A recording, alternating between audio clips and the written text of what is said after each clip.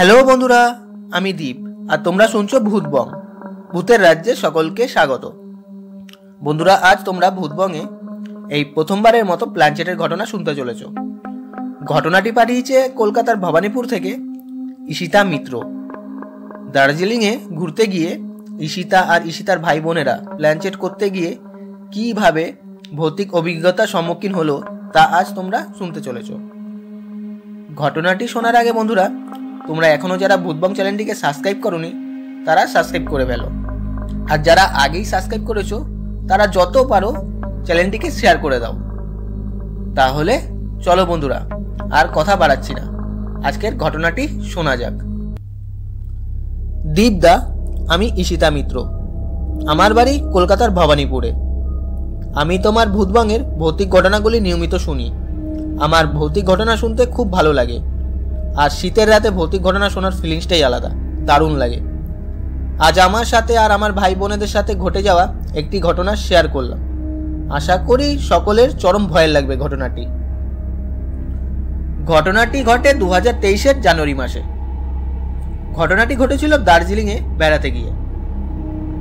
আমি, আমার ভাই আর মাসির 2 মেয়ে এক সপ্তাহের জন্য দার্জিলিংয়ে ঘুরতে যাই। ফার্স্ট টাইম দার্জিলিংয়ে গিয়ে আমরা সবাই খুব মজা করি।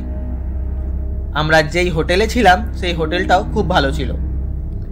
অনেকের মুখে শুনেছি যে অনেক জায়গায় ঘুরতে গেলে হোটেল দেখে শুনে নিতে লাগে, কারণ অনেক হোটেলে ভৌতিক ক্রিয়াকলাপ হয়, কিন্তু আমাদের হোটেলটায় তেমন কোনো ব্যাপার ছিল না।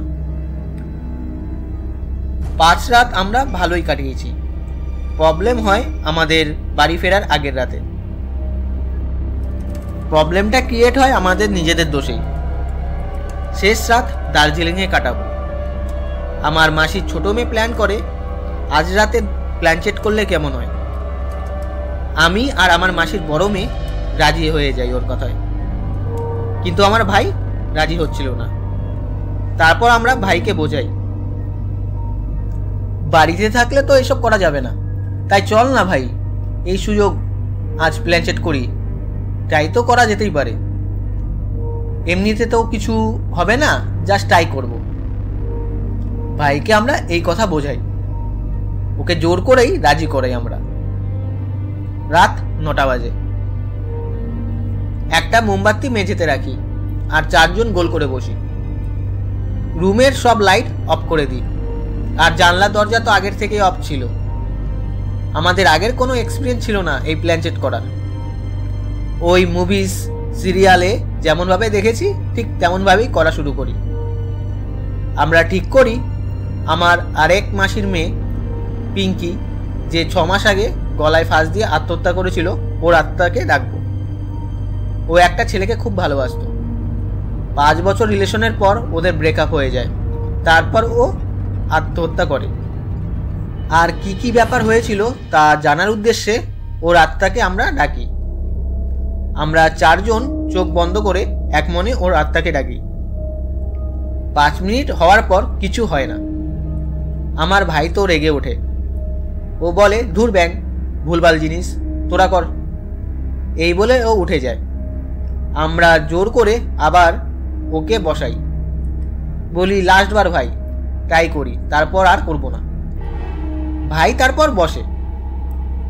আবার এক মনে আমরা পিঙ্কিকে অনুসরণ করি।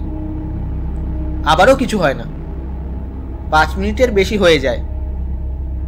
যেই সবাই স্টপ করব সেই মুহূর্তে হট করে রুমের জানলা খুলে যায় ধুম করে। জানলাটা ভালোভাবেই লক করা ছিল, কিভাবে খুললো কেউ বুঝে উঠতে পারছিলাম না। সেই মুহূর্তে মোমবাতিটাও নিভে যায়।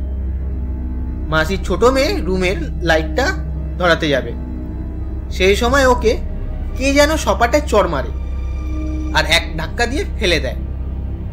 ও তো বাবা গো মা গো করে চিল্লিয়ে ওঠে। ভাই তাড়াতাড়ি করে লাইটের সুইচগুলো অন করতে যায়, কিন্তু লাইট ধরে না। আমি ফোনের ফ্ল্যাশ অন করি, ভাইও অন করে। দেখি মাসির ছোট মেয়ে রুমের এক সাইডে পড়ে কাতরাচ্ছে, আর মাসির বড় মেয়ে জানলা বন্ধ করছে। সেই মুহূর্তের কথা এখনো মনে পড়লে ভয় লাগে। সেই সময় আমাদের 4 জনের যেই অবস্থা হয়েছিল তা বলে বোঝানো যাবে না। তারপর মাসির ছোট মেয়েকে আমরা ধরে ধরে তুলি, ও খোঁড়াতে খোঁড়াতে হাঁটছিল। ওর হাঁটুতে চোট লাগে আর গালে 5 আঙ্গুলের থাপ্পড়ের দাগ। এরপর আমি লাইটের সুইচ দেই, কিন্তু তখনও লাইট ধরে না। 4 জন ভয়ে রুম থেকে বেরিয়ে পড়ি আর হোটেল স্টাফদের ডাকি। আমাদের ডাকাডাকিতে হোটেল স্টাফরা তাড়াতাড়ি চলে আসে। আমাদের 4 জনের মুখ চুখ দেখে ওনারা বলে, আপনাদের কি হয়েছে ম্যাডাম? আমরা ওনাদেরকে সত্যি কথাটা বলি না, চেপে যাই। আমরা ব্যাপারটা ঘুরিয়ে দেই। স্টাফদের বলি, কি ব্যাপার, এই রুমটায় কোনো হন্টেড ব্যাপার আছে নাকি? ভৌতিক সব জিনিস ঘটছে। আপনারা জেনে বুঝে কেন এই রুমটা আমাদের দিয়েছেন? হোটেলের স্টাফরা বলে, না ম্যাডাম, আমাদের হোটেলে এমন কোনো ব্যাপার নেই। আর আপনারা তো 5-6 দিন কাটালেন, আগে কি কোনো ভৌতিক ব্যাপার ঘটেছে দেখেছেন? তারপর আমি বলি, দেখুন, লাইট ধরানোর চেষ্টা করছি কিন্তু লাইট ধরছে না। হঠাৎ জানালা খুলে গেল, আমার বোনকে কে যেন ধাক্কা দিল। এই শুনে তো হোটেলের স্টাফরাও ভিমড়ি খেয়ে পড়ে। তারপর ওরা লাইটের সুইচ দেয় আর লাইট অন হয়ে যায়। হোটেলের ম্যানেজার ছুটে আসে। এইসব শোনার পর ম্যানেজারও বলে, না ম্যাডাম, আমাদের হোটেলে কোনো ভুলভাল জিনিস বা ভৌতিক জিনিস হয় না। তারপর ম্যানেজার বলে, আপনাদের প্রবলেম হলে আমরা অন্য রুম ঠিক করে দিচ্ছি, আপনারা অন্য রুমে যেতে পারেন। আমরা তখন বলি, ঠিক আছে, আবার প্রবলেম হলে অন্য রুমে যাওয়া যাবে। তারপর হোটেলের স্টাফরা আমাদের ডিনার দিয়ে চলে যায়।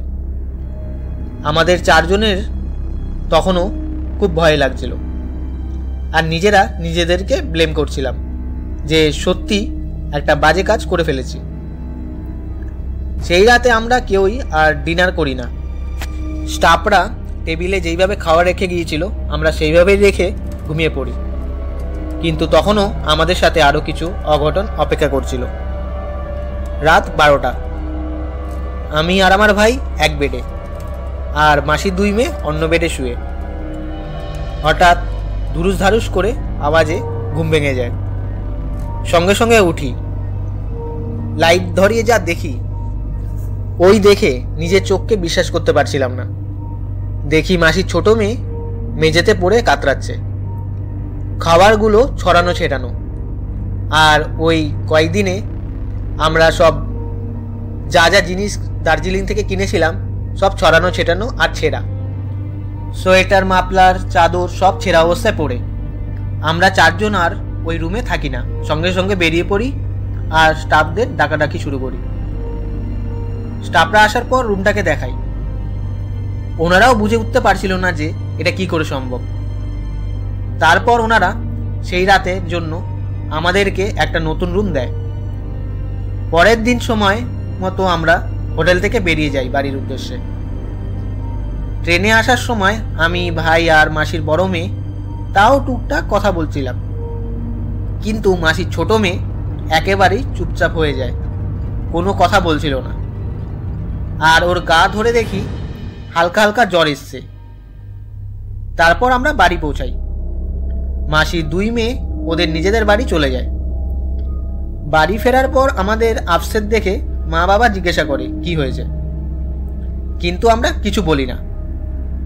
তারপর আমরা দার্জিলিং থেকে যা যা জিনিস কিনেছিলাম সব ফোন করে বাড়িতে বলতাম। মা বলে, কিরে, যা যা কিনেছিলিস কোথায় সব? আমি আর ভাই কিছু উত্তর দেই না। মা বলে, কি হয়েছে বল, চুরি হয়ে গেছে নাকি জিনিসপত্র? আমরা হ্যাঁ বলে চুপ করে যাই। তো বাবা মা বলে, মন খারাপ করিস না, যা হওয়ার হয়েছে। আমি, ভাই তখনও সত্যি কথাটা বলি না, চেপে যাই। অন্যদিকে খবর আসে, মাসির ছোট মেয়ের অবস্থা ভালো না, খুব জ্বর আর রক্তবমি হচ্ছে। এই শুনে আমরা সবাই ওদের বাড়ি যাই। ওকে হসপিটালে ভর্তি করা হয়। আর কথাটা আর চেপে রাখা যায় না, তাই আমরা সব সত্যি কথা বলে দেই, আমাদের সাথে যা যা ঘটেছিল। প্রথমে খুব বকা খাই। আমার মাসির শ্বশুর ঝাড়ফুঁক জানতো। বোন হসপিটাল থেকে বাড়ি ফেরার পর ওকে ওর দাদু ঝাড়িয়ে দেয় আর একটা কবচ ওর হাতে পরিয়ে দেয়। মাসির শ্বশুর বলে, ও ওই প্ল্যানচেটের মেন ছিল, তাই সেই প্রভাব ওর ওপর পড়ে। এর চেয়েও বড় কিছু হয়ে যেত, কিন্তু কিছু হয়নি। এর কারণ আগের থেকেই আমার মাসির 2 মেয়ের কোমরে ভয়ের তাবিজ পড়া ছিল। এরপর আর কোনো নেগেটিভ ঘটনা আমার মাসির 2 মেয়ে বা আমার সাথে বা ভাইয়ের সাথে ঘটেনি। দীপদা, এই ছিল আমাদের সাথে ঘটে যাওয়া ভৌতিক ঘটনা। ঘটনাটি ভূতবঙ্গে পড়ে শোনালে খুব খুশি হব। আর লাস্টে এটাই বলবো, এক্সপেরিমেন্ট করা ভালো, কিন্তু সব ব্যাপারে না।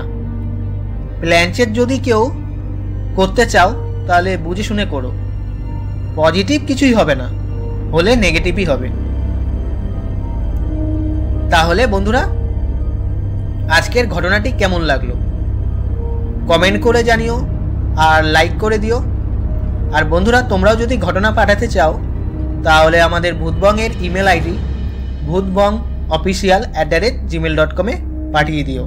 তাহলে বন্ধুরা, আজকের মতো টাটা বাই।